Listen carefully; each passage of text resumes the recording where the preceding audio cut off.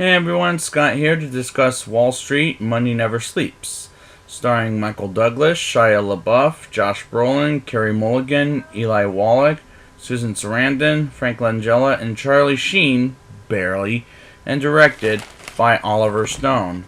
Now before I get into this movie, I remember this movie coming out in theaters, and I did see it once, and I saw it once on Blu-ray, and after this, this will be my third or fourth viewing of this movie.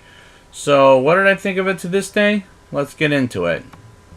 We open with Gordon Gekko, played by Academy Award winner Michael Douglas, coming out of jail, which there were problems. How did he go to jail for 20 or 8 years?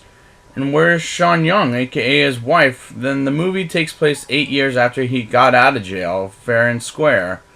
His daughter, Winnie, played by Carey Mulligan, has a boyfriend named Jake Moore, played by Shia LaBeouf. Before, he wasn't famous anymore, and I didn't mind his character here. Frank Langella makes a good commanding presence as Jake's boss, Lewis. He had a good arc and makes the movie pretty interesting for a sequel, and was really sad when he died earlier than he did in this movie. Josh Brolin does a pretty good villain for another movie, but here he is a terrible villain with greediness. Jake proposes to Winnie while the events of his boss dying was bad timing for a proposal of marriage in my mind, I felt. I love Gordon Gekko's speech before he meets Winnie's fiancé Jake. It was a good way to introduce the two of them together, while he's coming out with a book called Is Greed Good? And the meaning between them was a good sequence. Susan Sarandon plays Jake's mother and a real estate agent. Is a sweet presence by Miss Sarandon in my mind.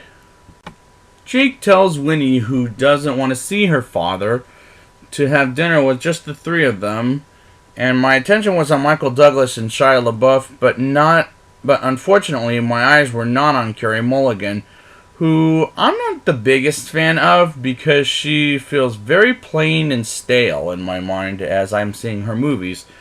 While we're at a Wall Street party, we get a brief cameo of Bud Fox, played by a troubled these days Charlie Sheen.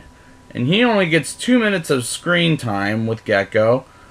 While we're at the same scene, we get Winnie explaining to her father about what happens to Rudy, the son of them at the first movie, and how everyone was desperate for Gordon's presence. And again, Carey Mulligan's acting wasn't very believable for me.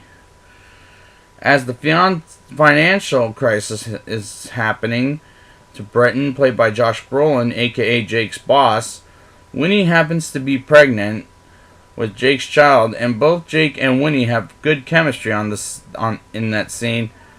But it's kind of bad timing, I feel like. The motorcycle ride with Breton and Jake was a little intense for when Breton almost kills Jake because of a log in the way. Was a good moment of the film.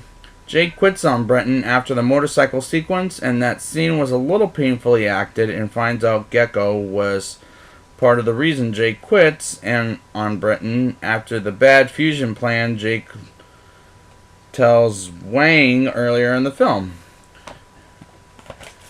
Jake reveals he talked to Gordon behind Winnie's back, and she overreacts when her father leaves them in New York City and works in London, England, but that scene was a little too melodramatic. And that was a terrible drama scene in my mind. Jake visits Gordon because Winnie leaves Jake while she's pregnant, and Jake shows Gordon the baby, and again screws Jake for not making a trade, which they do twice earlier in this movie, but it was just a sad scene to look at, poorly shot. Winnie puts out a story about Jake's old job and boss Breton, who was the reason Lewis committed suicide earlier in the movie. I knew this was coming from what from that earlier scene at the beginning of the movie of Lewis's meeting with Breton. Just predictable. Now it's time for the rating. I'll give this movie a 6.2 out of 10. It got good at the beginning with an interesting story with good actors and good characters, but the first one is still much better in my mind. And I don't know, by the end of it, it got a little too melodramatic. But, yeah, it was a good sequel, but not a very great sequel. So, I'll be back next week with the bonus show that I promised you last week what it was. And it is... That's right, folks. I'll be reviewing The Wolf of Wall Street next week. And until next time, greed is good.